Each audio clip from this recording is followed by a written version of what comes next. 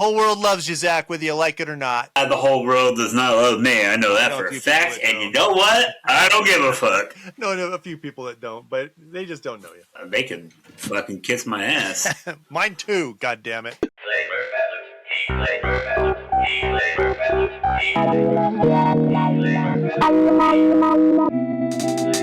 Welcome to Flavor Balance Heat, the podcast for hot sauce lovers and makers. I'm Spike. And I'm Claire.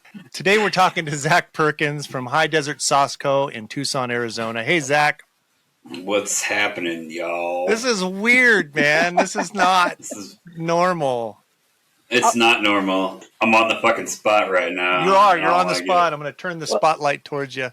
Well, Zach, and I'll say your line. Welcome to the shit show. Yeah. So, all right. Tell us your hot sauce history. I mean, everybody's heard this story like 9,000 times, man. A bunch of people on it that are listening to us haven't, though. And you know, so hi. Little bits and pieces. There you go. Okay. So hi. My name's Zach. I'm a former drug addict and alcoholic. January 3rd of 2017, I walked away from that lifestyle. I got myself sober. I cleaned up. And I just kind of started making hot sauce one day. I don't know. Really, it began because I've always made like a spicy barbecue sauce, and I used to get this like habanero extract from this local place, and they discontinued it. So my original goal was to attempt to mimic that, and it just kind of turned into hot sauce and, you know, giving it away to people. And you know how it goes, man. Why don't you have a label, and why are you not marketing this? And then here we are. So what got you into spicy foods in the first place? You can thank the Dana for that. I personally was afraid of spicy foods when I was younger, solely on the fact that it was used as punishment. Oh, wow. You know. You know how it is. Yeah. You know how it is. Not like my parents would make me eat ghost peppers or anything, but, you know, if I got mouthy, I'd eat a hot pepper. Well, thank you, Dana. Zach, when did you start making hot sauces like under your label? Legally? Yeah. So I started making hot sauce in 2017, and then, you know, you hear, oh, you should put a label on this, and you should, you know, market this, and so many times before you're like, okay, so I set up an LLC, and then, you know, through, what was the first label? Was it the craft paper label? I think it was craft paper label. Yeah, it was. I remember that.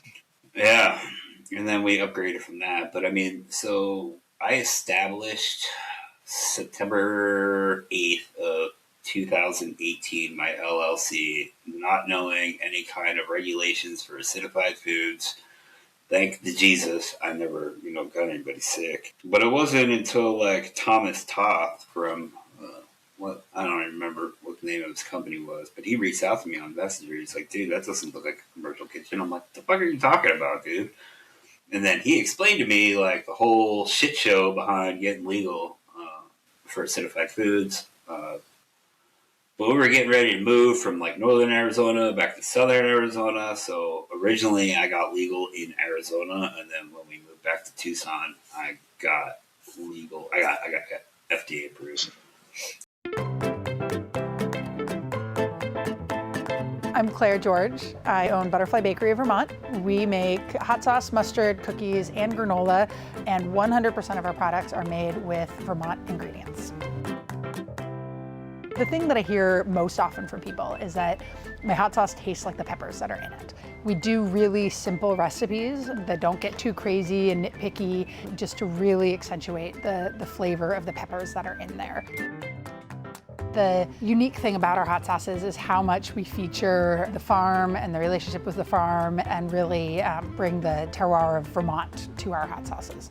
I am pretty sure I am the #1 purchaser of Vermont-grown chili peppers. I would love it if there would be a legitimate pepper market in Vermont where people would know Vermont for its peppers. We're all better for supporting each other.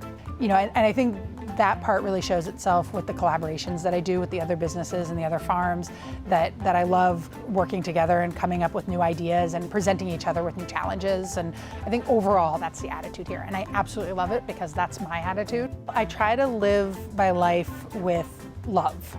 The ingredients that I use, I would say that my values are reflected in that, that I use ingredients that, again, feel good, feel loving, feel supportive.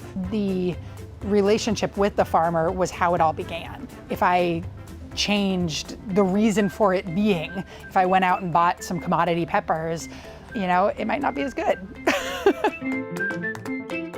You can find Butterfly Bakery of Vermont hot sauce, mustard, granola, and cookies at butterflybakeryvt.com. I actually got my FDA approval letter the day COVID shut the world down, so here I am sitting on this product with a brand name that no one knew nothing about. And you can't go out and demo. And yeah. Right. So I just hopped on the Facebook groups. I'm like, hey, this is who we are. This is what I do. I will sell bottles for $5 a bottle just to get my name out there right now. And then I paid very close attention to what everybody had to say about the flavor, about the heat, about the consistency, and I made adjustments along the way. That's awesome. Awesome. The Zach, I actually have go ahead. Oh no, I was just gonna say, Zach, I have an equipment question. Can I ask you equipment questions? Okay. You posted a video the other day with bottles going through a heat shrink tunnel, and you had a little depositor for the neck bands. Is that the shrink bander? So I look into those years ago, and they were just like obscenely expensive, and so I haven't looked back into them. Like, does that take a roll of shrink band and then like cut it off and drop it onto the top, or does it take it takes a roll? Yep. I would love to hear more about that, because we still hand apply and it sucks. Yeah, 100% sucks. I just sold that line, actually. It just takes up... Well, my warehouse is very small, so it's like 1,200 square feet total, but like 400 square feet of that is office. So that line takes up like a huge footprint in my warehouse. I need something a little bit more compact. But yeah, a shrink band machine, brand new, is going to be like $15,000. That's fun. But that's actually less than I think I remember seeing when I looked at those before. It also depends where you get them. I mean, you can get a China-made one dirt cheap. But you're going to be very lucky if it works right. In comparison, you're not going to have any, like, I bought this from another maker that went out of business and immediately got on the phone with the label machine company and the shrink band company. I'm like, hey, I'm new to this. I don't know nothing about it. Can you kind of walk me through how to use it? And they were very receptive, and, yeah. So I don't know, what is it, a pack leader, I think? They're like out of Indiana or something. Pack leader. Pretty happy with it. Yeah. I can get the exact name of it. Yeah. I would love to look at it. We've got a heat shrink tunnel and a labeler and all of that, but we still hand apply our neck bands. Yeah, I'm not looking forward to going back to that, honestly. Kind of sucks. Hey, I got an equipment question for y'all. pH meters. I talked to you a little bit about this, Claire and Zach. But so, Claire, what was the pH meter that you said you use? X-Tech, EXTECH, or X-Stick. I think it might be X-Tech might be the company, and X-Stick might be the product. But it's and I can send you a link to that as well. It's the one that I came across that seemed like high quality, and it does like temperature adjustments and stuff like that in the beginning. And then sometimes it's harder to get, like I look for it and I have to really dig to find it, but I just keep rebuying the same one because I've really found that pH meters are very person specific, not person specific, but they're very individual. Found that I'm not saying that right at all. They're fickle and they've got their own little quirks. And so we understand the quirks of this one. I get the one that has the replaceable electrode, because if any of my staff forget to keep it in liquid, then it dries out, and I don't want to replace the entire thing. Although the electrode's like half the cost of the entire meter, so there's that. Oh wow! I just had to get a new electrode for my Para, and it was like $80. Yeah, I want to say the X-Stick is like 110 or something, and the electrode's like $50 maybe. So, so I've been buying the cheapy ones, and I'm done. I just need to get a good one. Yeah, man, that buffer solution you gotta mix up for those fucking things. Yeah, this is you have to mix it. This is what I just buy it in a powder form. Oh, I always get it in a liquid form. I've never gotten it in powder. Yeah, so this is what I use right here. You can get here's the buffer solution. That little bottle right there is the storage solution.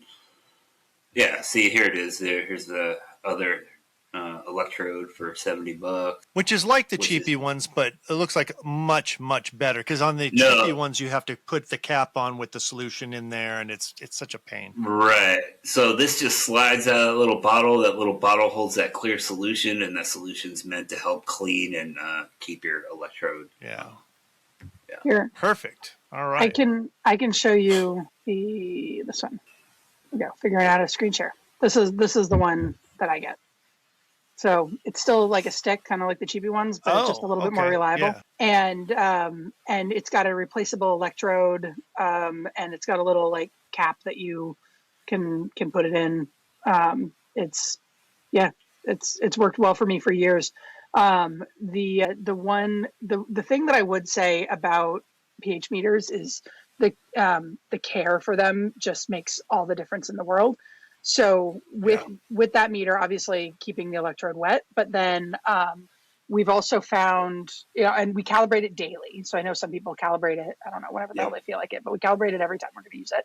And then once a week, we pull out the batteries and then hold the button down for like 10 seconds to drain the board of any memory. And then we put it all back together. Because we find that if we don't do that, the pH read starts to drift. And we used to think it was malfunctioning and replace the thing. And then we discovered that we could reset it. And that does it. So every day we calibrate, and every week we do a hard reset. That's great to know. So I like that. little side note about calibration. According to the rules of the FDA, you're supposed to calibrate within an hour of using it. So if you calibrate it, wait more than an hour, you're supposed to calibrate it again. Interesting. Look at that. How did you not know that, Claire? I would actually be interested to see the rule, because that's not usually the sort of thing that the FDA makes detailed rules about. Like there's It's definitely because I know good. I was just even going to say, like, when we were talking to the FDA, when we had our inspection, we were talking about our environmental monitoring program. They said there is no rule about what your environmental monitoring program is. You just have to have one. So you just declare once a year, I do a swab and determine that there is no listeria on my wall, and then I carry on with life. But you just have to set a rule. You have to set something, and you have to do it. And that's all they don't. What you do is up to you. So just the idea of saying that you have to calibrate your pH meter once and that is an acidified rule. I mean, that's an acidified thing, which obviously has different rules than just the regular FDA rules. But so like I could believe it. I just don't remember seeing it. We could do it. Well, I mean, it was part of the better processing control certificate I took over at Well, I can see that. They would say Right. that. Absolutely. Yeah.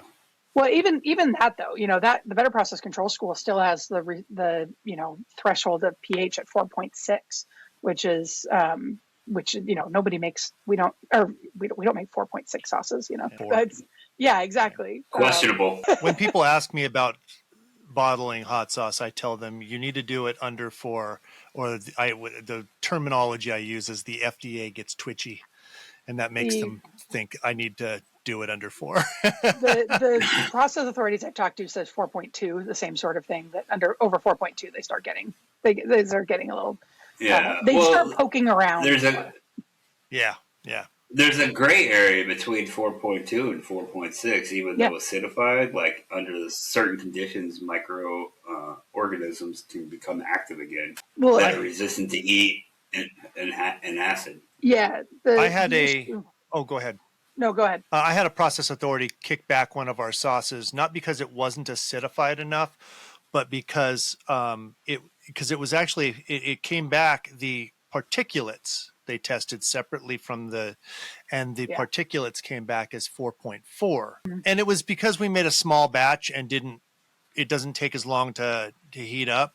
Yeah. So as soon as I made a bigger batch, it was fine, and we just sent that off. They let us do it for free. They were actually really nice about it, but that's why. And even though it came back within the legal range, they still kicked it back to us. Well, and there's thermophilic bacteria that can grow in like yeast that can survive the boiling process, and they can consume the acid and put out alkaline. But they're thermophilic, so they only start becoming active above like 125 degrees, and so that's the reason that, like, if you put a sealed bottle of sauce like in a sunny window, it can start having it can start having behavior. But that's the reason that FDA puts the limit at 4.6 instead of 4.8, where botulism will actually start producing toxin, is to give that buffer. But having more of a buffer just allows for more mistakes, more, anything. So that's why there's that kind of 4.2 rule. But if you get into like tomatoes or other acid products instead of acidified products, tomatoes actually go up to 4.7. You're allowed to go up to 4.7 with tomato products, which is, that seems dangerous. I don't like that. I don't like that at all. I keep everything under 3.8. I don't even fuck around. I bring everything up to 200 degrees, whether it requires it or not, and I keep everything below 3.8. That's basically what we do. Around, 3.5, 3.6. Except for our raspberry sauce, that's like 3.0. Yeah. We have some products that co-pack clients brought in that are, that are between 4 and 4.2. And that was like, when those came in was the first time I was like, let me learn a little bit more about that. How is that allowed? I have noticed that when things have a higher pH, like we have salsas, and they're in the, 4-ish, 4 to 4.2 range. And it's a higher sugar content in them and those higher pHs that when you open them and put them in the fridge, they just grow things a lot faster than like a sauce. They're not growing anything. I mean, they're growing spoilage bacteria, spoilage microbes. It just, I mean, it's not going to kill you, but it's just the stuff that I'm not used to. With my hot sauce, you can just kind of leave it out and it keeps forever. And but it can higher pHs have more activity. I always love being on the Facebook groups and having the newbies be like, oh, 4.6 is acidified, and then you like chime in like, oh yeah, technically, but then there's this whole great, and then they want to fucking argue with you, and it becomes a whole thing, and I gotta let that shit go. Flavor Balance Heat, the podcast for hot sauce lovers and makers, is brought to you by Irish Spike's unique hot sauces and Vandal pepper sauces. I'm Spike, the owner and executive saucier. Our sauces are handmade in the Pacific Northwest using the best possible ingredient. We believe that hot sauce equates to a balance of sensational heat coupled with a robust and complex flavor profile. Live your hottest life with Irish Spikes. Irish Spike's unique hot sauces and Vandal pepper sauces are available at saucecult.com.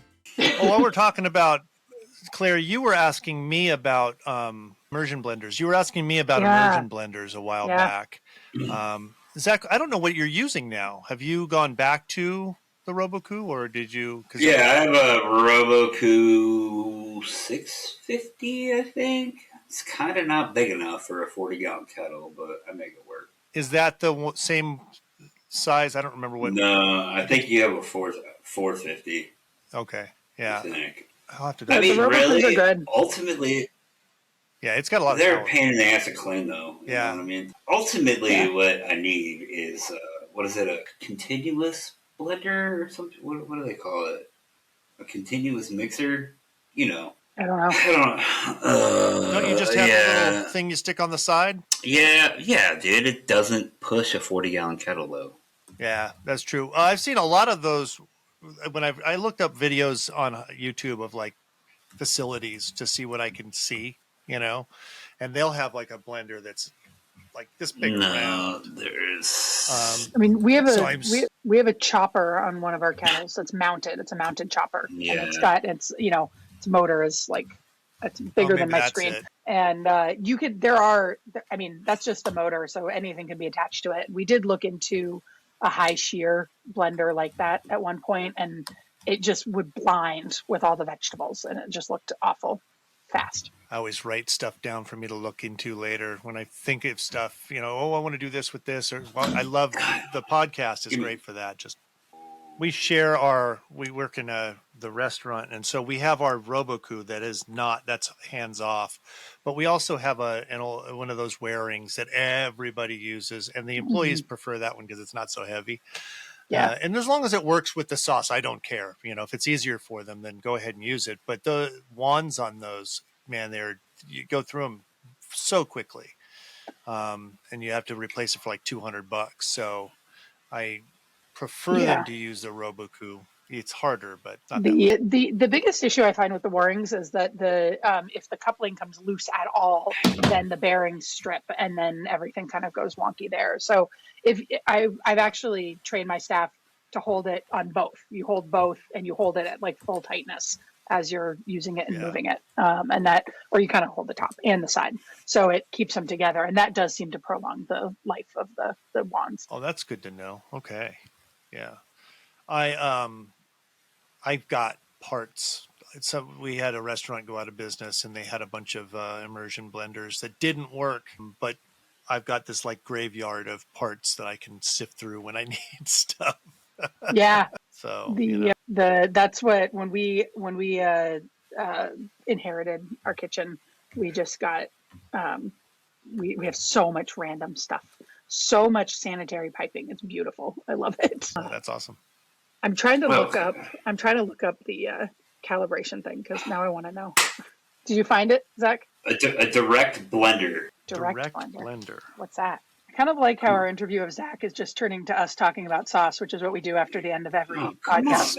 Kind of what I was thinking. Yeah, absolutely. And this is what we should be sharing with people. So it's awesome, you know? Yeah. High shear. It's kind of like a giant. It's high shear. Yeah. It's kind of like what you have attached to your kettle, except it's freestanding. And you can, you know what I mean? I did use high shear. Yeah. I mean, Vitamix is high shear, and that has worked for us. Obviously, it's not continuous. And then we've used, we had a person come and do a test with a stick blender that was high shear, and it just would clog just instantly with all the particulates we had. Let me show you this thing that I was looking at. I was going to get, and I've now decided not to, but it was like the thing I wanted the most for like the longest time. Check that out. So it's like an immersion blender, but it's on a stand, and then you can drop it into the kettle. It's like a James Bond torture device. It's lowering down. No. Yeah. Prepare to die, Mr. Bond, in 5 minutes when this thing finally gets down to where you're at. So the thing I was thinking is kind of like that, except it's freestanding and it's.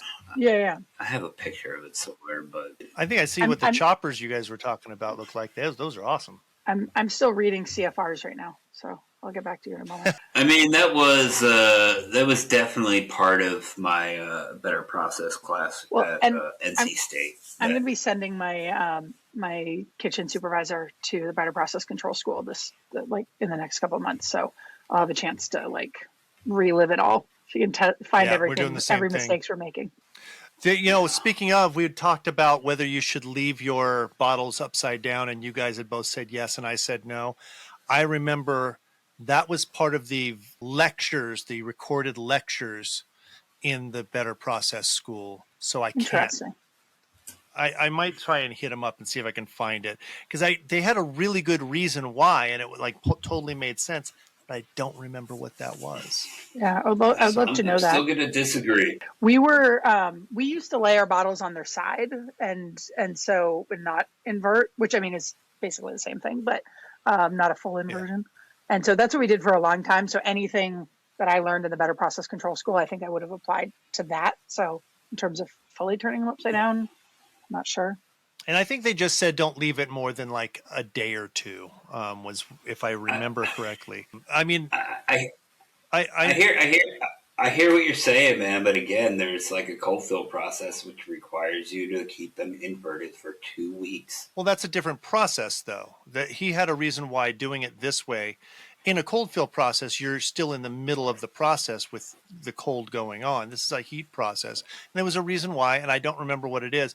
I'll see if I can find it. I looked through my book and couldn't find it. I do remember now that it was in the, because I was surprised about it. We had been doing it, and that's why I remember it distinctly, like, oh, we got to stop doing that. So. Yeah, this isn't the Tennessee Better Processing Controls. It was you read it, but you also had to listen to the lecture. So during the lecture, somebody asked, because it was like he was in a classroom with students and somebody asked that question, and that was the answer. I just don't remember what it was. And genuinely, I don't feel like sifting through all this stuff, even if they did have. Yeah, I mean, I went through that school too. Yeah. Claire, FYI, I would send your people to NC State. Yeah, it is. I'm not gonna lie, it was a lot fucking easier. You said to which one? North Carolina State. North Carolina. Okay. Yeah, I was going to do Supposedly, Tennessee because that's what I did. But I did see for Tennessee they had two. Was it Tamaris who was saying that he had to get the Kindle version for University of Tennessee, which I did find said on version 8 for some reason it's the Kindle version, but then version 9 it's going to go back to the paper version. So People complained. yeah, probably. But it did say they had both. They had two versions, a 2-day version that was just acidified and a 3.5 hour version that was the whole class, which really surprised me that I didn't remember there being a separation between the two. Because I definitely did the whole class. Awesome. Well, and that was the worst part about it was that, 90% of it had nothing to do with us. Yeah, I know, right? I actually liked it because I just was like, when else am I going to learn, about this stuff and about the curl of a tin can and how important it is, the seal, like that stuff was interesting. But yeah, I was just literally talking to my kitchen supervisor about this today, but if this is the amount of information I need to know, I really want to know this much information and, just a little bit more, just so I understand where the edges of my understanding are. And so that's why I like the longer one, but 2 days versus 3.5 days, especially if I were traveling somewhere to attend those classes. I mean, hands down 2 days. So. Well, and we were trying to get our business started and we had so much to do and all that extra, it was like, why am I listening to all this crap that has nothing to do with me? Yeah. So, So Zach, what's the ratio on the NC State one? Is it about the same? Dude, it was a lot less. It was a lot less as far as like lectures, but if they have like a fast track class for acidified foods now, that might be the way to go. Legit. I mean, I sat in front of the computer for like 8 days at University of Tennessee. NC State was like a day. Yeah, I think it was 8 full hours of listening, not counting all the studying and tests. Taking the test. Yeah. The test was really hard. I remember like it was, you can take notes and you can use the book. And I still had a hard, like they would ask the questions in ways that were so difficult to tell what they were saying that I had a hard time still figuring out what the answers were on a lot of them. It was tough. They tried to get smart with it, like just kind of tricky. And I hate it when it's like, that's not learning when you're trying to trick people. Yeah. Yeah. It's like that when when you get your contractor's license, they do the same exact thing. They just try to trick you. Yeah. It's not, it's like, come on now. I just remember I was always good at math as a kid. And I just remember in high school, it was like algebra 2 or something. And this teacher just wanted to trick you. He just wanted to like see how closely you were paying attention. And we had this one question on a test that was like, what is an asymptote? Which is, how it's a line approaching another line. And of course now it's drilled into my head because nobody in the class got it right. And he was like, when he went over the answers to the test, he was like, see, you guys weren't paying attention. I mentioned it in this one lecture, this one time. And I just, in my head, I was like, no, you're a shitty teacher. That's what you are. If nobody in your class got it right, who's the one at fault? That's it. I mean, it's not about when a teacher does that, he's just, they are just trying to be a turd, be better than the students. I know more than you. And it's like, come on now. You don't need to. I would fucking hope so. You're teaching the class. Yeah, you're just kind of supposed to. I had plenty of teachers that I knew more than. They knew their subject better than I did, but outside of that, I'm like, I slept through high school and still got decent grades. Like, I did not apply myself until my senior year when I brought home all A's. My mom's like, "Why couldn't you do this for the rest of your?" And I'm like, "Because I didn't want to." Yeah. So I am looking over the CFR, and I'm not finding anything. I love this. So Zach, while she's looking over the CFRs, I've got a question for you. Okay. So you're stranded on a desert island. Oh, you motherfucker. Bye. Come on, give me 3 that you would hope is on the thing. And I should read it. Get the fuck out of here. I'm not answering the question. Well, what about death row hot sauce? I'm not answering that question either. All right, no problem. I love it. All right. I'm not finding anything about having to take, I'm looking right at the section of the CFR relating to calibration of pH equipment, and it's not saying anything about it having to be done within, did you say an hour or a couple hours? Yeah, you're supposed to calibrate it within an hour, and if you need to calibrate or pH again, a different sauce, more than an hour later. It was definitely part of the better process controls from NC State. Because I'm. And I just set my. Go ahead. Well, I was just gonna say the closest I'm finding to it is saying that you should soak your pH meter in buffer solution or distilled water for 4 to 5 hours before testing it, before using it. But that's the closest I'm finding to any time period. And I am scanning over this. I could be missing something, but I'm not seeing it in here. Not saying it's not in the better process control. Yeah. I'm just not seeing it in the CFR. I literally just sent that book to Sarah, Aaron's mom. Well, so awesome. I can't even look it up real quick. I wouldn't be surprised. I remember when we did our first run through with the Washington State Agriculture, they sent 2 people down, a supervisor and another regular examiner, and they were grilling us. And I loved it when they both got into a debate with each other about how to test a thermometer. Should you do it with ice or should you do it with boiling water? And the supervisor was, kind of acting like he was smarter than. And he's like, so do you think it should be boiling water or ice? I'm like, well, I've always done it with ice because it's always the same. Yeah. Whereas boiling water isn't the same depending on your altitude. And he goes, actually, it should be boiling water because, and I don't remember his thinking on it, but I loved how the person he was with goes, like he went through this long explanation. He goes, and she goes, yeah, I'd still use ice. And so we actually we have to have some of our thermometers calibrated by a lab once a year for the caramel operation for the goat milk, and so what our FDA guy said was calibrate your other meters to those meters. You have properly calibrated ones. Stick them in a pot of water. It doesn't matter what the temperature is. Just make sure they're the same. Oh, that's awesome. Yeah. So the reason why you don't do it by boiling water is because if you're in the Rockies, the water's going to boil at a different rate. So you don't want that wherever your altitude is. And so his thinking was like, that doesn't make any sense. I know you're explaining it, but it doesn't make any sense on any level why you would use boiling water and when you can just drop it in ice water and it's going to give you the exact 32 degrees. Yeah. Boom. Done. Boom. Done. Handled. Quit being a smarty pants, dude. But it sounds like that. Like he said that like it was matter of fact, like this is how you do it. And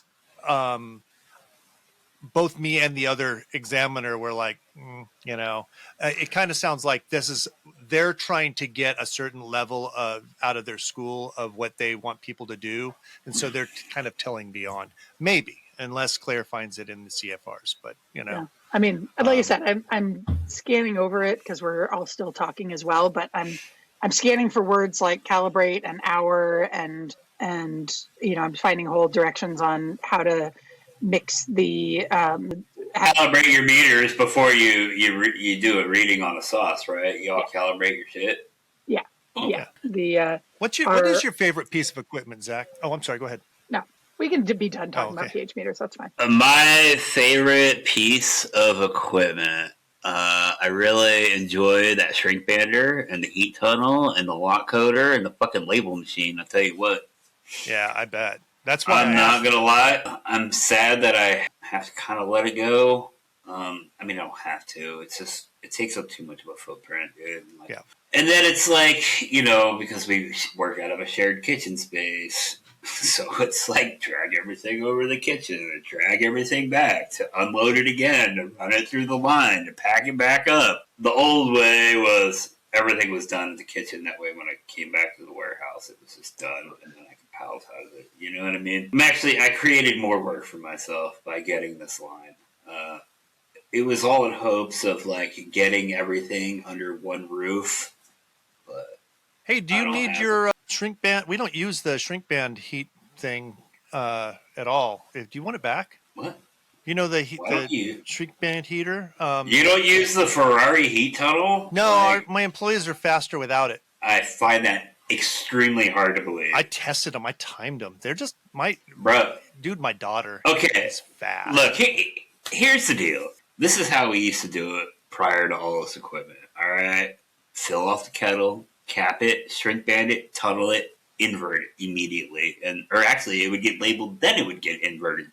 And it would sit inverted till it went back to the fucking warehouse where I'd flip the cases back over. Like, I have a feeling you're filling bottles and then capping them and then inverting them and then shrink band. Just do it all at once. You can save yourself so much time. We invert them, and then we still have one of the guns, the date coders. Yeah. So we code the bottoms of the bottles because we can't do it on the sides. We don't have a track. So we just, while they're we use the beer fast racks, and we code the bottoms of the bottles. And then when we put them back up, they put them in a line, and my daughter just rips through them with the blow thing. She can and then turns them all around and does like 20 of them at a time. It's amazing. So within 10-15 seconds, she's done 20 of them. Whereas doing one at a time was slower. She said it was easier for the new people to use that. But for her, it wasn't. And then the fuse blew on it, and I just haven't. It needs a new fuse, but I haven't switched it. So. Spike, what do you use for the... I mean, ultimately... No, go ahead. Let's say ultimately I'm going co-packer sometime here in the near future, so it's irrelevant. Oh, okay. What were you going to ask? Spike, what do you use for the date coder? Are you just using a sticker, or does it actually print? It prints on the bottle. Can you send me it's what that is? It's one of those handheld ones. Sure. Yeah, yeah. I can find it. We've got one. I've not Sneed printing. Sneed printing. Cool. Sneed. They've been really good to us. Matter of fact, I got to get back with I hated it. Yeah. I got one and I did not like it. We use if your bottle has but like a different, having a handheld one would be nice for a lot of reasons. Yeah, don't use white. If your bottle looks like this, is embossed on with anything like lock coating the bottom doesn't really work. Okay. Yeah, we just use, if we have to individually label them, we do stickers, or like we put stickers on our boxes and stuff like that too. But I've been intrigued by the handheld. Actually, if you guys want to talk equipment, it's not a hot sauce equipment, but I just received it's a good offer, but I'm not sure if it's a good enough offer for somebody to sell me a dehydrator that would fit 4 full racks, like 4 kitchen ready racks, 20 pans each. And you could fit 4 of them in this dehydrator, and it's a heat pump dehydrator. And it's a good deal on it. And I cannot for the life of me decide if it's a good enough deal to get it. What do you want to do with it? Spices. So specifically the reason that they want to sell it to us is they have a product they want us to make with it. And then kind of they would wait a minute. What's your rule about bringing on equipment? Well, so this would actually you do not buy equipment no, I would not be buying it for them. I'd be buying it for me. You guys see it now? Yeah. Cool. They break really easy. And they're a pain to program. You just got to be really careful. The pins in there can get bent really easily. But I think I might have an extra one. I got to see if it's working right now. But if it's working, I could let you borrow it for a month if you want. I mean, I would hate if we accidentally broke it though, trying it out. So I'll think about it. So if it's something that I'm serious about, I may reach out to you about that. But then I can. Otherwise, I just kind of like poking around and seeing what exists. I will say their customer service is amazing. I bought one of those machines. I didn't really like it. It wasn't any faster than the fucking price gun for me. It's probably about the same. I just don't like the price. I don't like those stickers because they come off so easily. So I want it on the bottle. But my daughter. So the trick with them is that, it's not like a gun where you push the trigger and then it happens. It's about the movement. So you pull the trigger and it's still nothing happens until you move it. So because you got to there's a little metal plate you got to get with it. So you put it on the metal plate and then you pull the trigger and then you move it and it happens. And teaching them, okay, it's not the trigger, It's the movement after the trigger. Once they get that, they zoom through it really fast. So Cool. Well, again, our bottles are embossed on the bottom and couldn't read the lock code. So what was the point of having a lock code? Right. yeah, I found it would show up, but it was a pain in the ass. It's I would like to have a stand up, like the ones you guys have, because it's so much easier. I will say this inkjet coder that I have, I fucking love that thing. Do you have to let your lock coder like warm up for fucking 10 minutes before? No. Not you. Oh. Her. No. We inherited one with the building from Chaos, and that has to warm up, and it's like the super fancy old fashioned, and you had all these special detailed chemicals and all these like crazy things, and then this other guy called me up and was like, hey, we've got one that's like, I mean, a third, not even a third, a tenth the price, and it looks like the end of it looks like that Sneed printer, except it's fixed, and it's got a little computer that we can type everything into, and now we just turn it on and it goes. And we get issues with clogging on the print heads and stuff like that. That can be a big old pain in the butt. But you can evacuate them, and our staff has gotten really good at kind of taking care of it. So it's not as big of a deal as it used to be. The Sneed printer, supposedly you can get a piece that will make it an inline, but I wouldn't trust that. I'd get one that's specifically inline. That sounds like a waste of money to me. So, Well, Sneed. Okay, so Sneed does have like inline printers as well. They're not just handheld. Like they'll do a production line printer. They're out of Texas. I've sent them hot sauce a few times. They did a thing a few months ago where a bunch of their staff sampled our hot sauces, and I think they said something about they wanted to do something with maybe a podcast or something. I don't know. They sent me something recently, and it was in the middle of the holidays and didn't have time to get back. So it's neat. I'll get back with you soon, I promise. So yeah, they're all really good people. So yeah, keep talking about equipment. Don't use white ink. Yeah, the white ink did not work for us.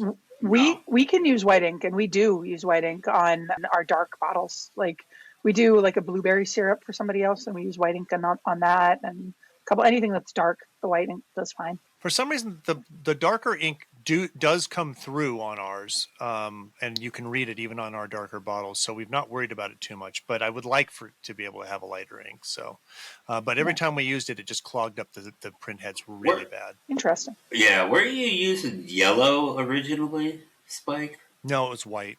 I'm pretty sure it was yellow. Because I was like, I don't want to be like Spike. I'm going to go with white. And then I was like, fuck this white. No, it was definitely white because I had to deal with it. It sucked. Now that you're saying yellow, it makes me think we should try yellow. Pretty sure it was yellow. All right. Who inspires you in the hot sauce industry? Me, myself, and I, motherfucker. Total joke. I am not that arrogant. Who inspires me? I don't know, man. I just I'm a former drug addict that just fell into hot sauce. I didn't know nothing about the spicy community when I fell into it. You know what I mean? I don't know. Is there a sauce that like really still makes you like that you strive to be like? Hell no. No, dude. I started making hot sauce because I couldn't find hot sauce at the time because I didn't understand this world of craft hot sauces. I couldn't find hot sauce that wasn't overly salty or overly bitter, full of vinegar. So I started creating my own, And then obviously, I fell into a world I knew nothing about, But I guess I look up to people like Chris over at Charman or Paul at Big Reds. They've been around since the beginning of my journey because Vic and I became like, I don't want to say BFFs, but we're pretty tight. You guys are pretty much BFFs. I don't know. You got to clear that with him. I don't know if I fall into that category. Like pretty good friends with K John these days. I don't know. I don't know who inspires me. Well, it sounds like you just listed off a bunch of people. I don't know if they're inspiration or just people I kind of look up to. I think that's what that is, but I might be wrong. Awesome. You want to know? You want to know who I look up to in this community? The people that make their own products. That's who I look like, Claire, like you. I think that we end up with co-pack clients who often go through other co-packers that won't do they like. I remember somebody who approached us ages ago, which we didn't end up working out, but every other co-packer he went to would not prep ingredients. Like everything had to come already prepped, ready to just dump into the kettle, and they wouldn't do any prep. And that, yeah, I know, right? And multiple co-packers would tell him that same thing. And so he was like, well, can you prep these ingredients for us? Because we can only get them whole and fresh. And I was like, sure. I mean, we'll charge you for it, but yeah, we can prep ingredients. Like there's no, like we've got people here to do things, whether they're stirring a sauce or chopping papayas is fine. Like we can do all those things. Yeah. So, we need to have a co-packer episode where it's like we have a couple, 2-3 co-packers talking on here. Yeah.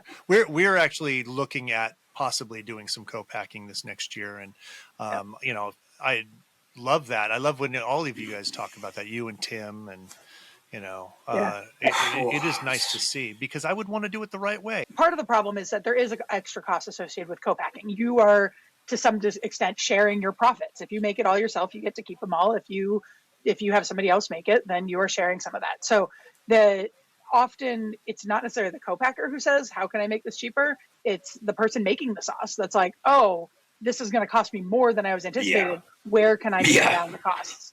And that definitely is. And then there's also, I mean, we get people who come to us with crazy procedures like fire roasting, and we can't do that. Those crazy procedures. Crazy fire roasting procedures. No, but we get people who ask us to do things that we can't do, and so we have to figure out. Like we had somebody recently who wanted us to brown a bunch of things. You know, they wanted to brown in the bottom of the pan, and like we have a steam jacket kettle, you can't brown in that.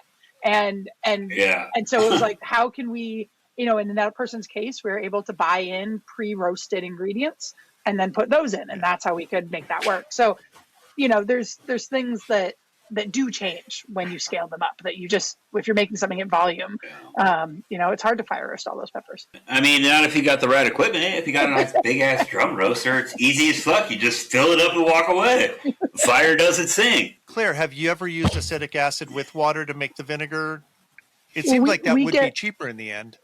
Well, we actually, it's actually not the case anymore, but up until recently, we actually get 12% vinegar, and we do dilute it to 5% vinegar, which is how 5% vinegar is made.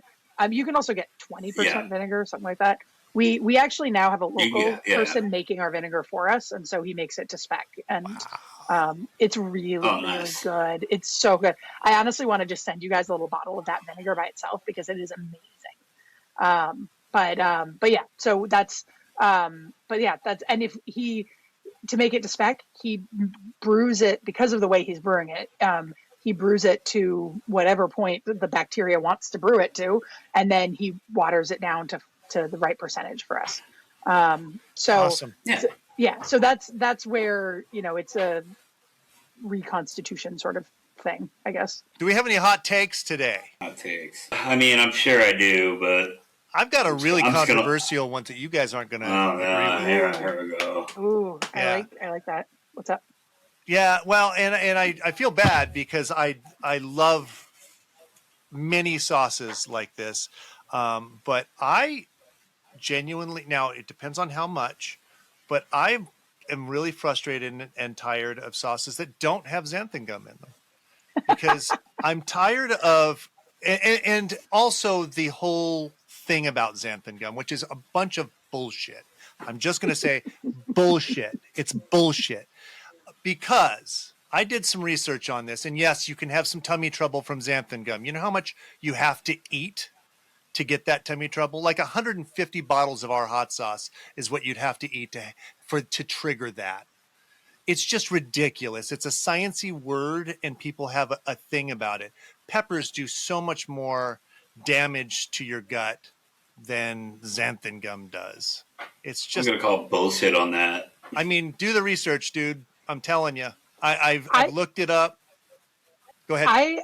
I think that one of the things that I've really enjoyed about doing this podcast is is we all are in our own little hot sauce silos, Yeah. and we, like you, Zach, said that you started making hot sauce because you couldn't find the sauce that you liked, and you wanted it to exist, and I think we all make the kind that we like, and we want it to stand apart. We want to say this sauce is the one that I like, and I think it's the best, and everybody else's is garbage. And it's so No, easy to do. I'm exaggerating. I'm definitely exaggerating, but I think it's I think that in our own little silos, it's really easy to say that and believe that. But one thing I've really enjoyed about doing the podcast is seeing all of these sauces that push my envelope, that push my awareness and my thoughts of like my feeling of I hate xanthan gum. I've definitely gotten more than a few sauces recently that have xanthan gum, and I'm like, I don't hate this. I enjoy this, and finding the like, and so I really enjoy the variance. There's something here for everyone. There's so many different sauces out there, and it's like, yeah, I guess there's a lot of different cookies out there, a lot of different cakes out there, but like, there's more of an attitude of what makes a good cookie or a good cake. In the world of hot sauce, I mean, it's kind of like after wine has stopped being a snobby thing, and the best wine is the wine that you enjoy. The best hot sauce is the hot sauce you enjoy, and there's just, there's so much variety because it's a sauce. You can go so far with a sauce. You don't have to depend on structure. You don't have to depend on chemical reactions. You don't have to depend on equipment. I mean, you do have to depend on equipment, but it's a sauce. There's just so much room with a sauce, and I just love the variety, and I love being exposed to all of that. So I think it's great. I think I agree with you on all counts of what you said. I think my issue is that in the hot sauce industry, there's this thing against xanthan gum. Yeah. Like there's like this whole movement of people, and none. I have not heard a single solitary other than I don't like the texture. That makes sense to me. That's the only argument that's made any sense to me. None of it has made any sense. And to treat sauces that have it like they're less than because they have it is fucking insane to me, and that really angers me. Right. I prefer it in sauces because when you go to pour, you don't get those clumps at the top, or when you shake it, suddenly the top has got all that stuff. I don't like that. I get tired of having to like hit the side of the bottle and then get it to come out right. And we've been trying so many sauces. That's where this hot take comes from, is that so many sauces, and I'm constantly having to, jostle the bottle the right way. I don't have to do that with any of my sauces or any of the sauces that I've seen that have xanthan gum because it comes out. I agree with you about the texture. Too many people use way too much. Too much. And that's just something they need to learn to balance. If you hit the right mark, it's going to be fine on your palate. It's just like anything. If you use too many peppers, it's going to, I think also where some of the discrimination against xanthan gum can come from is that you can take water and add enough xanthan gum to make it a sauce. And so it can be used to cheapen a sauce, to make a cheaper sauce, that you can have something that's really runny and then thicken it with xanthan and make it sauce texture. And by no means is everybody who uses xanthan gum doing that. But because people do, it can taint the attitude towards it. And I think the same goes for extract. Like the arguments against extract. It's that same thing, is you could use some really cheap ingredients and then just put a couple drops of extract in it and be like, I got you a hot sauce. I think it's kind of the same thing. I mean, I genuinely would use an extract. I'm not opposed to using it if it's the right reason. I would, if I needed to add a little bit of extra heat but didn't want to have an assertive pepper flavor, I would use it. I would in a second, because the sauce called for it. It's where I think we've talked before about how I would use anything in a sauce if it made it work. Yeah. What were you going to say, Zach? Sorry. I was just going to go on about that awesome co-packer from Phoenix, Arizona, who's on the verge of fucking going bankrupt, you cocksmoker. Listen to that, bitch. When they were doing my teacup masala run for Hot Ones, they started off not using xanthan gum, and then when we're going through the lawsuit, I got their process sheets. Give me fucking side notice. Like their case count went from 134 cases to 224 cases. I'm like, what the fuck? How's that even possible? It's the same fucking recipe. Going through their batch notes, they ended up adding like 4 fucking pounds of xanthan gum and 15 fucking gallons of water to my sauce. I mean, you can use xanthan gum to make a foam, and that's essentially what they were doing. They were making a foam out of your hot sauce. That's ridiculous. Yeah. That's I cannot ever. I mean, as a co-packer, I cannot ever imagine deliberately changing somebody's recipe. I mean, that's illegal. Like that is illegal. Not 100. Not part of the ingredient list. You know. Oh yeah. The fact that I didn't get anything out of that like really irks the shit out of me. But guess who's not bankrupt, motherfucker? Okay, hot sauce show and tell. Zach, hot sauce show and tell. you get to go first, Zach. Oh, me? Am I the guest? Am I the guest? Is that what? You're the guest, fucker. Look here, motherfucker. I got this fucking hotter than L. Dino. 1901. Nice. Roasted ale. Ooh, Roasted red ale hot sauce. Oh, that sounds good. I actually kind of want to open this and try it, honestly. Hey! I'm trying the one that I've got. I can't not. Of course, I don't have any fucking fingernails. Motherfucking. It's a good thing it's not a High Desert Sauce Co. one because you couldn't get it off with your fingernails because of the bands on yours don't have the perforations anymore. You don't have perforate. That is a hot take. Perforation. You need perforations. Yeah, well, the part to make the seals perforated on that machine is like another $5,000. So I'd go without. So you can't sold us some and the wheels pre-perforated. I'm pretty sure you can. However, what came with the machine had 3 rolls of matte black, which were already paid for. Right. Yeah. And I am not. Yeah. So I've got another hot take. Glossy black. Glossy anything. I hate glossy. Yeah. I like glossy black. I like the glossy over the matte. Zach and I during COVID both going back and forth about how to find matte black because we couldn't find it anywhere. God, during the shortages of everything, was like finding glossy, finding matte, finding the woozy bottle, finding the fancy bottle, finding caps that weren't pure shit and that like go on crooked and you have to throw them away, like just everything. We have a couple hot sauces that are now made with white caps because we debuted them when we couldn't get black caps, so now they have white caps. Like, just oh god, that was so brutal. It was so brutal. The fact that we're still sitting here like in business is fucking baffling to me. It really is. Like people who make their own product that went through that had to fucking deal with that, like weren't dealing like had the co-packer that has millions of bottles on hand. You know what I mean? Like that was a rough time. Yeah. It was like, I mean, and I guess like although, you know, as a co-packer we had to go through it for other people too. I remember before COVID, I would come hell or high water. I would make sure we made our production date. You know, if we had set it on the calendar this day, it was happening. And I would go to just extreme lengths to make it happen. And then COVID broke me. And I was like, oh, look at that. It hasn't come in. Well, we'll move it back a week.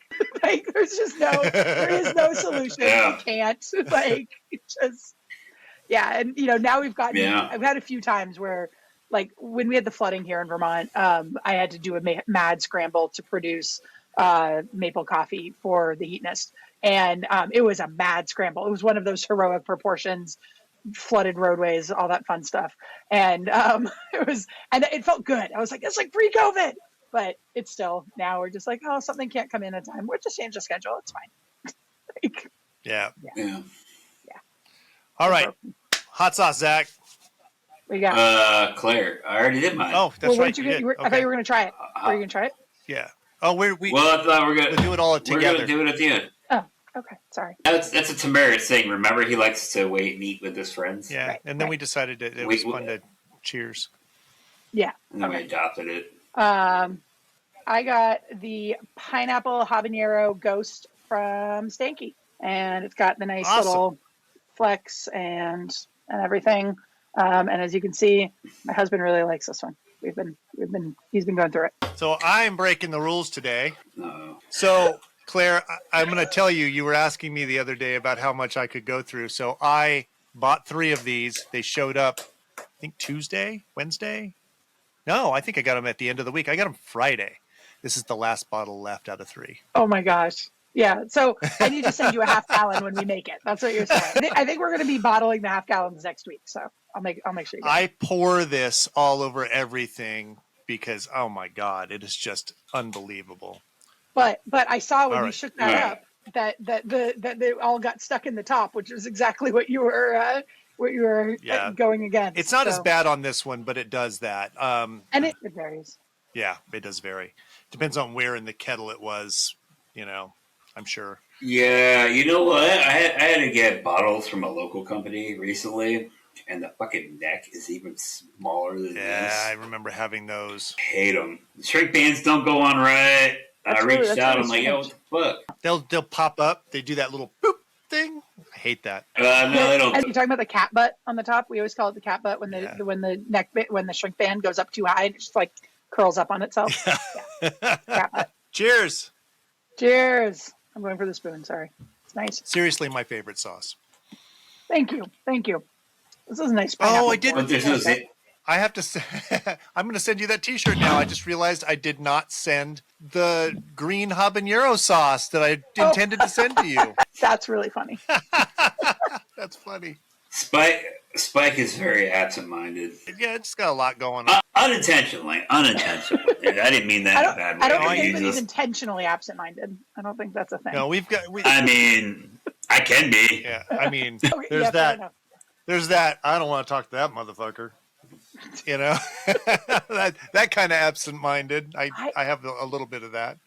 I don't answer my phone, which is bad when my office manager is out and I'm supposed to be answering the main line for the phone and I don't. I get the voicemails in my email and I forward it to whoever needs to respond to it and then they respond to it.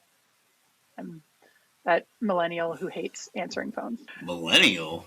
What? I'm right on the border. I'm 1980. Look at that. A woman Me- telling her age. But I'm that's I think technically, It's right on the border. My wife is too. that's right. Yeah. motherfucker. It's- I am 81, but I was raised as a Gen Xer. Like I wasn't allowed in the fucking house. And You feel like a Gen Xer. You guys both And- are. I was raised like a Gen Xer. Like yeah, no. It's funny. I find, my husband, my sister, they're both like square on Gen Xers. And to me, a lot of it is like the pop culture references, like, the Schoolhouse Rock and the, like those TV shows and those were just like always they were like, everybody was a little older than me. And I really do honestly embrace that Gen Y, that like in between generation, because the generations are spread out a little too far farther than they're supposed to because of the year 2000. And so I feel like there would have been a different generation that I would have squarely belonged to. And it doesn't, but as I'm getting older, I find myself identifying more with the technology, the cultural references, all of that of millennials. When I was younger, the millennials were all like teenagers and that made no sense. But as I get older, it fits. Yeah. Yeah. Well, yeah. I still make references my wife doesn't get. If I say something about Rerun from What's Happening, she doesn't have any idea what I'm talking about. That's another one. I don't know, vaguely referenced. She does, but it's she'll say stuff like I'll reference something and she'll go, I know what that is. A True Hollywood Story. That's where she learned it. Oh man, Zach. So yeah, You have any questions for us? why the fuck do you want me on this podcast, man? Like on a regular basis. I'm not even talking about this episode. Like, why am I part of this fucking podcast? Because you care about the industry. And that's what this Do podcast, I? Yeah, you do. Because you Are you sure about yeah, that? you help police it, and I think it's great that you do. And you were the reason that I came up with the idea for this podcast, because we would talk over and over about people fucking not doing the process right. And it dawned on me one day that we were bitching about something that we could actually change by creating a paradigm. just changing the whole mentality of it. If we're talking about doing it the right way, then when new people are coming along and they're looking for information, if they listen to our podcast, and we're getting that happening, it's happening now. I get so many messages from people. Oh, I didn't know how to do that. Now I do. That's it. We get to be the chance for people to do it the right way. Man, that feels good. It sounds like you're just creating more competition. Yeah, I'm all right with that. I'm 100% kidding, man. Yeah, I've always been from day one, my community over competition. The only person I compete with is myself. Yeah, absolutely. I could, this one guy came up to me with this jalapeno sauce one time, which I tasted it was good.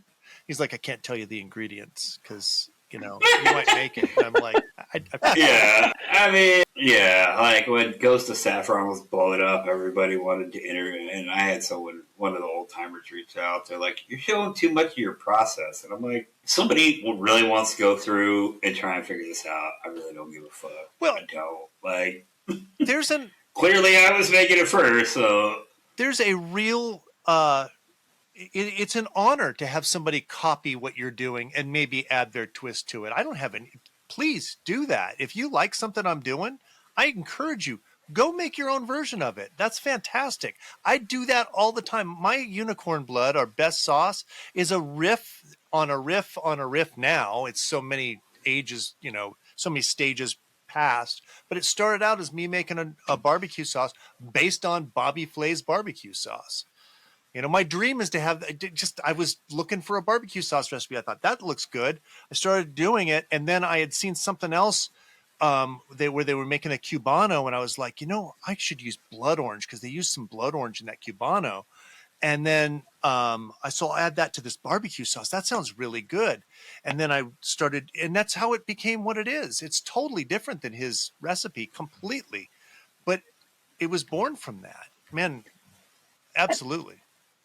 And I think it's also like, it's like saying, I can't tell you the notes in my song. Like you take a very small number of notes, of musical notes, and you have the entire world of music.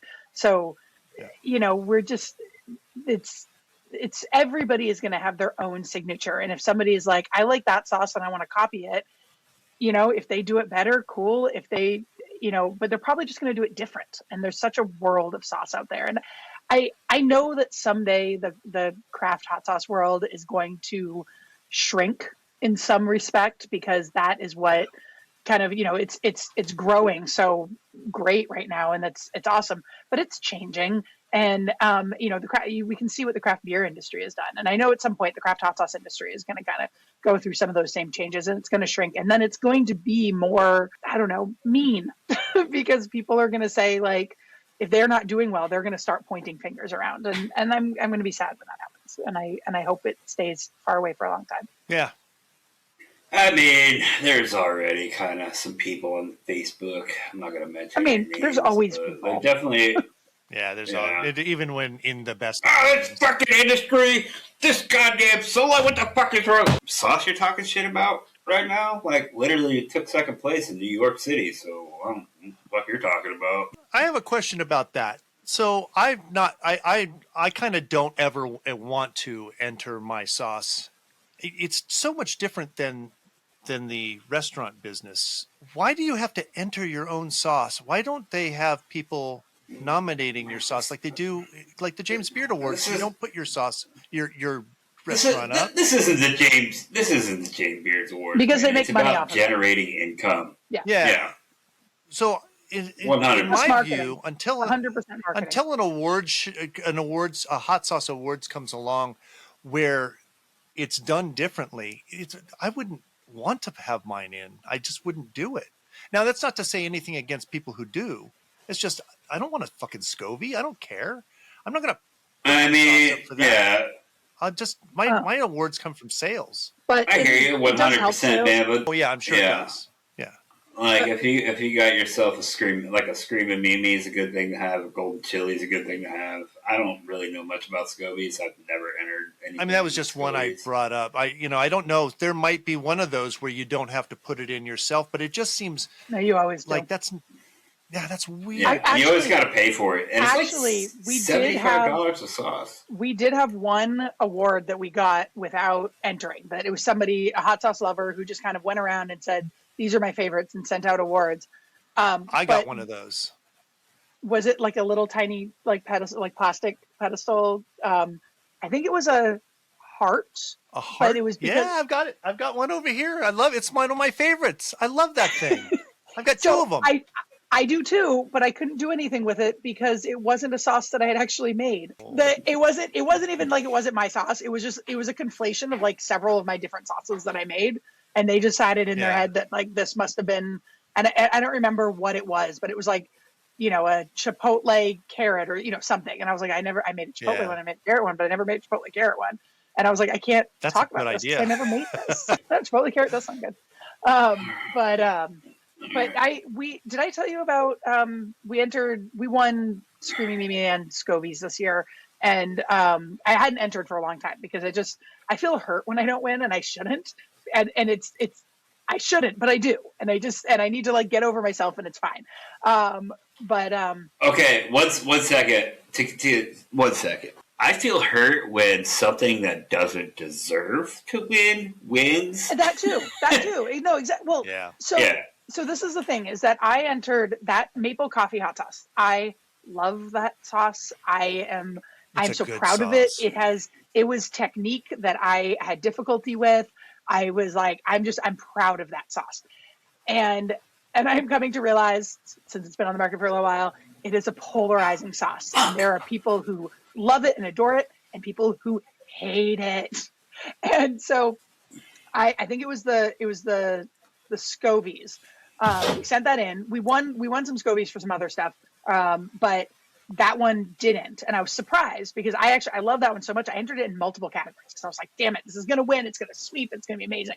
And so on the Scovies, you can actually pay more money to get how the judges responded to your sauce.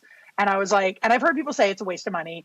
I'm sure it is. I just was like, I'm gonna try it anyway because I'm just curious what happened. The scores, I don't have the piece of paper in front of me, but the scores are something between, I think it was between 0 and 50. I think I have the numbers wrong, but it's somewhere in that range. And 50 being like perfect on everything, 0 obviously being horrible on everything. And the highest was the judge who rated it the highest, because I had it in multiple categories. So I had a lot of different judge response on it. The judge who rated it the highest gave it a perfect 50. The judge who rated the lowest gave it a 10. Like, anything with coffee in it. Wildly different numbers.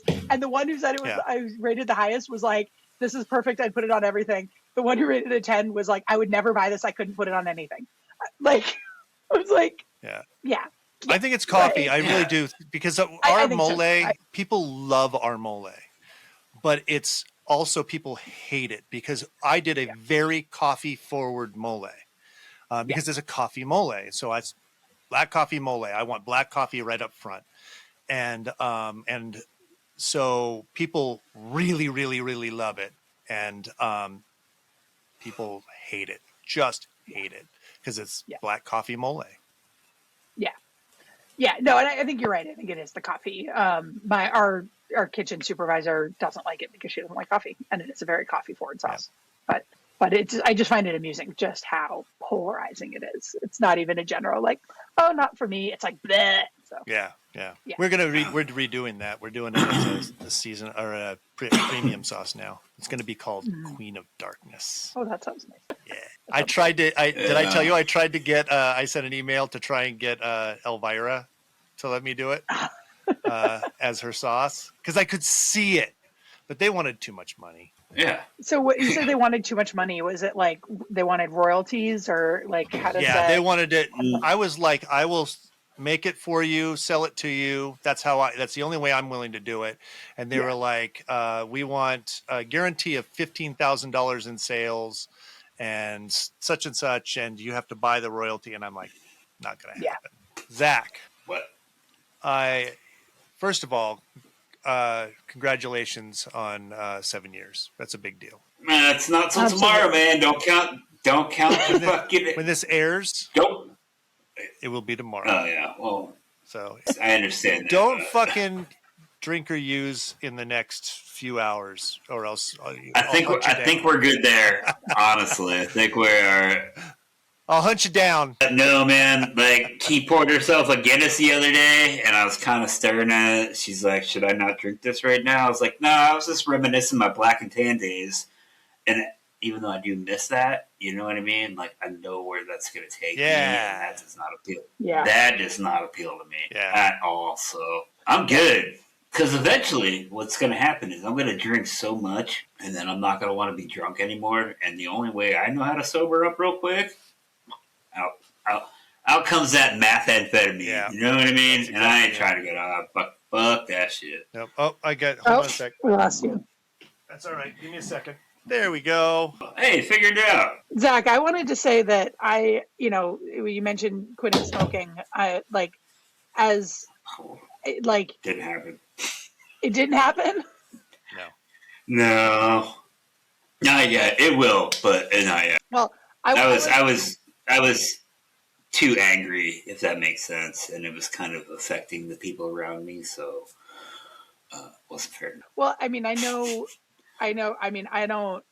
Substance abuse is not my vice, but I've struggled with weight issues my whole life, and I feel like it's once you know how hard quitting or making changes are, it's hard. To me, it's harder the second time around, because the first time around you don't even know what you're getting yourself into, and the second time around you know how hard it's going to be, and so choosing to quit something again that's impressive, and so whenever you do it, so it's not going to be just nicotine. It's going to be nicotine and caffeine, which is going to be double rough. I've had to do it, but they kind of go hand in hand for me. So, like, if I wake up and I don't drink coffee right away, I don't think about a cigarette right away. But right now, I'm in this cycle of coffee and a cigarette. Yeah. Cycle. Zach. I'm really honored to do this podcast with you. It is really. Well, I appreciate that. You're one of my best friends, buddy. We talk all the time. It's true, and and happy tears. Yeah, and so I wouldn't want to do. I told you that before when we first started this. You said I don't know if I want to do this, and I said, well, I'm not doing it with anybody else. So if that's the case, then we weren't going to do it, and I'm glad you did it. I know there was a point where you actually weren't going to do the podcast after we started, and I was going to keep going because we'd already started. But I'm glad you're still here. I'm glad you're still here. You kind of guilted me into it. You both guilted me into it. Don't try to fool these fucking people like you didn't put the pressure on me and shit. Motherfucker showing at my door like, yo, Spike says, what's up, motherfucker? I love you, buddy. It's great doing this. It's great just chatting with you every week. Yeah, I don't always. I mean, today I was definitely not feeling it. I'm like, fuck, I don't want to do this. I'm hungry. I'm hangry. I'm cranky. I had a good time. Yeah. I know it doesn't seem like it because I'm very, tired, but I had a good time. I love my favorite days are when you start out really grumpy and I watch you change over the course of the podcast. I mean, it's just freaking awesome. You guys don't know it, but I'm grumpy a lot of the time when we start. I just bullshit. I know it. Don't think you can pull that shit past my fucker. You ain't pulling no wool over these eyes, motherfucker. But I'm better at hiding it. But I love that you're not. I love it. I mean, why try? I'm glad that you don't mind that I poke at your grumpiness. I enjoy poking at your grumpiness. I wasn't sure how to go with the text the other day, though. I really wanted to just poke at your grumpiness with the texting the other day. Because of the texting, I can't gauge your actual reaction, so I stopped. So here's the thing, and Spike will tell you if it's I'll let you'll know if it's too much because I'll say something. I don't have no fucking problems. I was gonna send you silly gifts, and I was like, I don't. That would have been fun. Piss him off. No, it probably would have made me giggle, honestly, and get me out of my bullshit. You know what I mean? I love it when one day I think it was Katie and I were texting you and woke you up, and you were so well. It's a group. It was a group text, and it was kind of late, and I got to get up at 3 o'clock in the morning. Yeah. Actually, I think it was early, and you had been bottling, and you were trying to sleep after. I don't remember exactly. But you were like, I definitely was up till remember that. 3 a.m. bottling. God damn it. Da da da da da. And then like, text ends. We both teased him just long enough before he would get really mad. And then about 10 minutes later, he either texted me or I think you called me and said, I'm up now. And you were in the best. You were so chipper. Yeah. It was Like, awesome. what the fuck? If you guys want to talk amongst yourselves. I gotta get up fucking early. I'm tired. I'm sure it was something along those lines. Exactly. And then they kept pushing the button, and I was just like, "Fuck it, I'm up." So let's be happy, fuckers. All right. Well, let's end this. I don't know what to say. You're not going anywhere. You're still here, motherfucker. Well, quit sending people into my house, threatening me and shit. Whole world loves you, Zach, whether you like it or not. The whole world does not love me. I know that know for a a few fact. people that And you don't. know what? I don't give a fuck. No, a few people that don't, but they just don't know you. They can fucking kiss my ass. Mine too, God damn it. All right. Thank you, Zach. Yeah, Thank no you, Zach. problem. So thanks for having me, guys. Flavor Balance Heat, the podcast for hot sauce lovers and makers, was brought to you by Butterfly Bakery of Vermont, High Desert Sauce Co., and Irish Spike's Unique Hot Sauces and Vandal Pepper Sauces. This has been a Spike Mine Media production.